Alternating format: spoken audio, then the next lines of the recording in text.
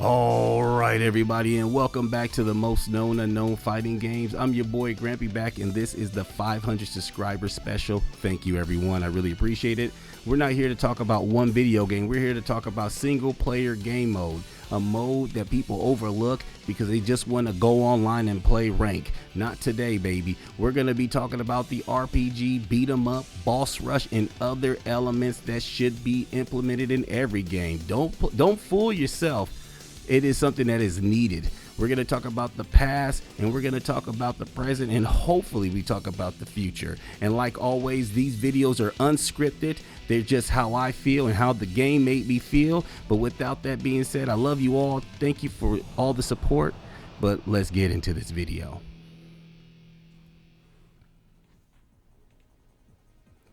All right, you know me. This is going to be a little scripted. I'm a fan of fighting games, and they've been around for a long time. They've been around for 48 years, going on 49. And during that time, fighting games have been put into a box, and I don't think that that's fair. I mean, they treat it like it's the Mad Max, you know, 2 enter, 1 leaves, and I'm totally fine with that. But we've been playing fighting games since they were 1v1, 2v2, 3v3, tag team, back again. And I feel like everybody has made fighting games into the zebras of fighting games. And you know the old saying about zebras, they don't change their stripes. And I truly don't think that that's fair. First person shooters, they can go battle royale, tactic, hero shooters, RPGs can go action, strategy, all this stuff. Fighting game, it better stay the same way. And since I started this series, I have seen so many games and played so many games that said we're going to do something different, and I champion that.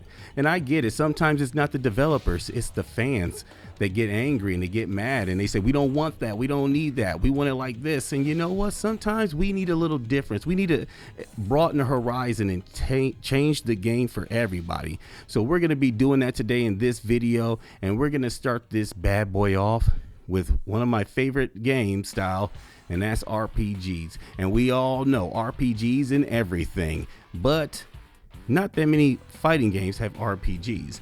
And I truly did like this. It was an experience getting to level up my character and making him a little bit stronger.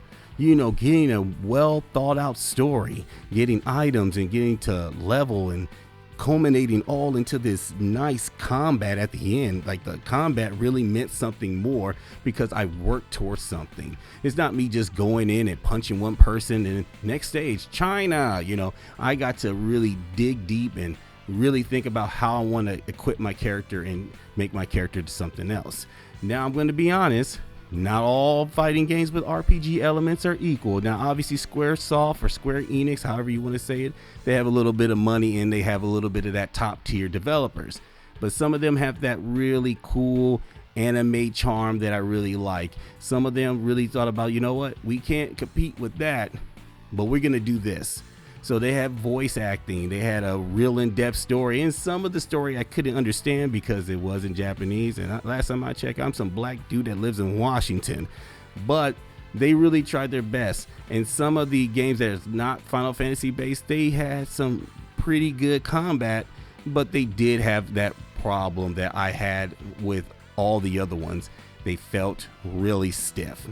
I appreciate what they were trying to do, but they didn't understand frames and they didn't understand, you know, combos or things like that. And I give them a pass because these are games came out in the 90s. But at the same time, when you can spam an attack and beat a lot of creatures, it is something that you can tell that they wanted to make a fighting game, but they didn't have any knowledge of fighting games. Like, they understood the concept of fighting games, but they understood action RPGs a little bit more, story-based games a little bit more. But with that being said, we're going to talk about the big brother of fighting games. We're talking about the beat 'em ups. One of my favorite style of fighting games, or like I said, fighting games, one of my favorite style of video games, and that's beat 'em ups. I mean, I've been playing these bad boys just as long as that fighting games.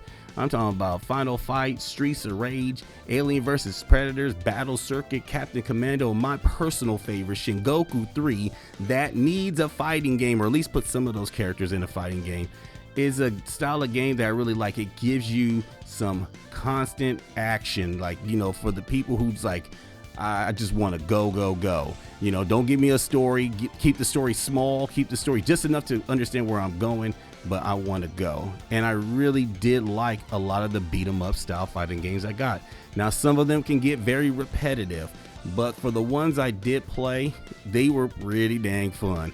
I'm talking about picking where you want to go, fighting who you want to fight, giving you that really open option of what you're going to do. If you played a modern beat 'em up game, you understand that you don't have to, you can go to stage 2, stage 3, boss rushes, all kinds of different styles of gameplay that really gives you a fun, complete adventure. Now, one of the things that I experienced when it comes to the actual fighting game aspects of the beat 'em ups is that you are very limited on your on your moves. Your moves are like, you know, you get about like a punch, a kick, maybe one special and one ultimate, and that's like about it. And you're just spamming that over and over. So that part can get very dry. But there are some other games that really tuck it to a different level. They're like, all right, how about this? We're going to give you these booklets, these things, these items that you can heal, you can do special attacks. You got your regular punch, kick, grab, but we're going to also give you these books that you can unlock and find and buy and purchase. Give you something a little bit different. And when you get through the stage, kick everybody's butt, then you kind of sorry, I'm just laughing because she's fighting Kuma and she's doing the dragon fist. But when you get into the fighting game segment, you know, hopefully you keep all your items and you get to level up and the bosses will get stronger. You get just this nice progress with them. Now, I probably talked a little bit too much about a segment that's not that complicated. So we're going to talk about something a little bit different.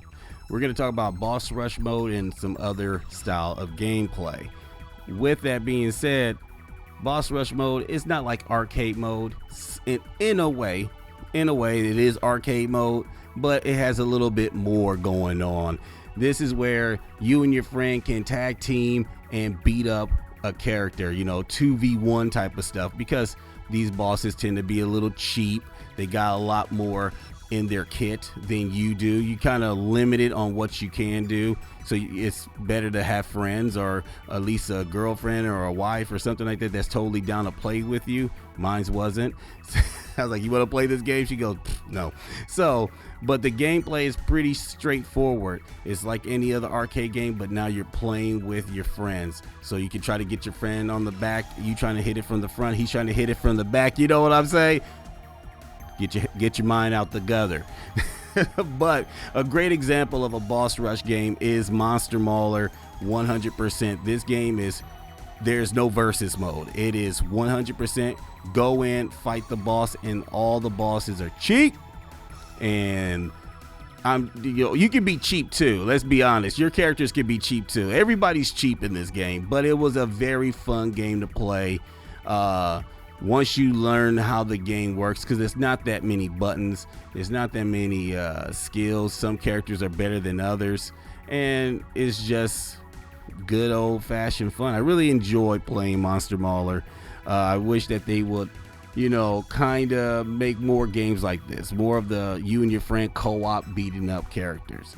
Now we're going to talk about something that I came across on accident. It's for the PSP.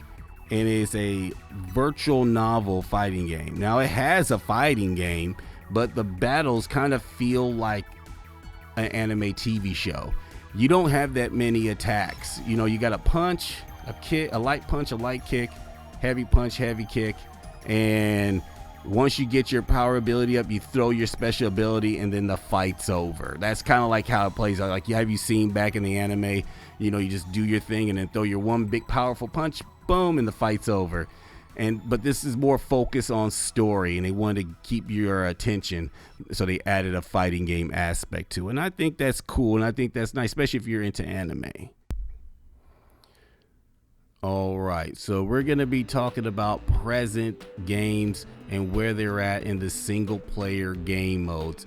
And I'm only picking 2 for this. And I really think a lot of the fighting games have done a great job, but I want to give these 2 the biggest props, and that is Grand Blue Fantasy Versus and Grand Blue Fantasy Versus Rising. Their RPG mode is awesome. Beautiful animation, beautiful virtual novel, voice acting, gameplay, beat 'em up, boss fights, boss rush, everything in this game.